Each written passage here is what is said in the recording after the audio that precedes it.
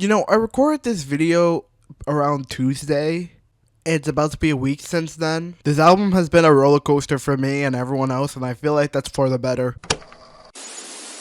Hey, Peggy, let me talk to him one time. Hold up.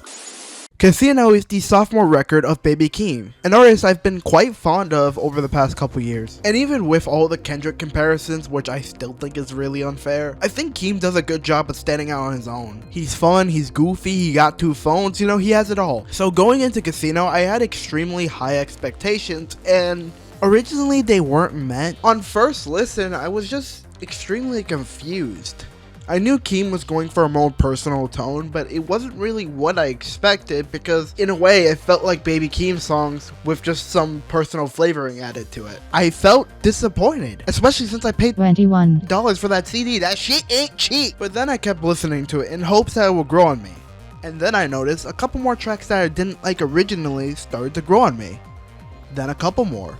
Then even more. Songs that I thought was okay on first listen became some of my favorites. Songs I just straight up didn't like on first listen became my favorites. CA INO may, on the first listen, seem like a very underwhelming album. You're not really seeing Keem do as much interesting stuff as he was in his previous records. And that's mainly because we've had 2 mixtapes and an album to understand Keem's music. But it's time to understand him as a person. There are way more personal tracks on here reminiscing of 16 or Scars. Highway 95 Part 2 in particular being probably the heaviest hitting song on here, with Keem talking about the abuse he had to go through and his struggle on being a good uncle because of the pain he went through. I've seen a lot more people compare this album to Mr. Morale and the Big Steppers, and I really wish people would stop comparing Keem to Kendrick because they are 2 very different artists despite the collabs, but that's a whole nother side tangent. I think Danny Brown's Corrada is a better comparison because you take this artist who's known for his explosive and energetic music, and that same artist shows you who he really is, a person who's very traumatized.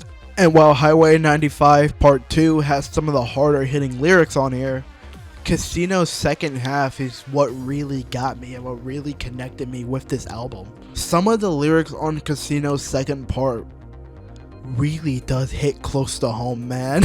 I can't even lie. And in a way, it almost made me like tear up a bit. Crazy too, because that's one of the hardest tracks on the album. When grandma died, I hit the 95 to get some closure. I wouldn't say I took it well, I walk around bipolar. I think I've cried a million times, I'm human, fucking sue me. These days I barely had a heart, I just accept the truth. I think the album overall sounds really good. I think it's less dynamic than Melodic Blue, which makes me like Melodic Blue a bit more. But it's going for its own thing, and ultimately I think it very much succeeds in that.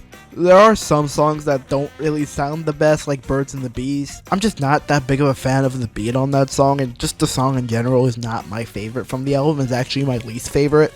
But I still wouldn't consider it bad, more so okay. And on a similar note, since we're talking about least favorites, it's very ironic how Good Flirts and House Money both switch opinions for me. I still think both are good songs, but I didn't really like Good Flirts on first listen. It was the song I liked the least from the album. But the more I listened to it, the more I really enjoyed it. Yes, including the Kendrick verse. Look, I get it, it's a very simple verse compared to a lot of his other music, and the whole booty tangent at the end really does kill the vibe for some people. But honestly, I really do like the song. It's really fun, and also just a really nice, flirty, smooth song. House Money, however, has grown off me a bit, and I hate that I have to say that, man. I really do love the first half, and Kendrick's hook is really energetic.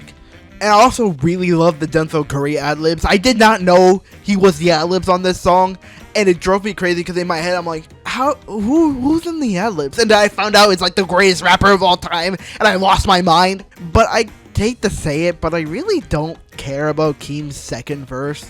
Far from bad, but it feels like he kind of loses his flow and doesn't really find it throughout the verse. If anything, I honestly would have preferred a verse from Kendrick or Denzel. But I still say that I do enjoy House Money. I still play it a lot. It's just the second verse I wish was a little bit better. As for songs I feel very strongly about, No Security is a very strong and emotional opening, really giving you the vibe of the album. And then after that, it comes in hard with Casino, giving off trademark USA energy, which I love. I genuinely do think this is a top 5 Keem track, might be top 3. I love the personal stuff on this track, along with the energy Keem brings on here, with that nasty ass beat, especially that beat switch. Oh my god. Funny enough, I'm not a lyricist I really like for its more personal content. I've already talked about Highway 95 Part 2, but it's also a track I enjoyed for its lyrical content and also just being a really emotional track. Sex Appeal is my most played track on this album. I'm not gonna lie to you, I fucking love this song. It's so groovy, it's so bouncy.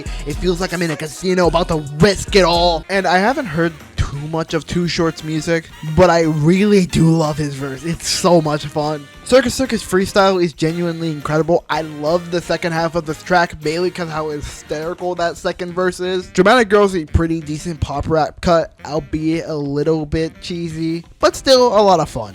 And No Blame is just a beautiful closer to the album, with Keem sharing that he feels no resentment towards his mother despite everything that happened. This album was a real roller coaster ride, and ironically, I kinda wish it went on for longer. I really do like the CD cut of this album, mainly because it adds Tubi, which I feel like rounds it out at a good 12 tracks, which I think would have been better for the album. And maybe one more track being thrown into there as well, but you get what I mean. Overall though, I really came around to Casino. The album with more listens grew on me to the point where I really came around to it. So I think it's only fair to give this album the score it deserves, which is an 8 out of 10.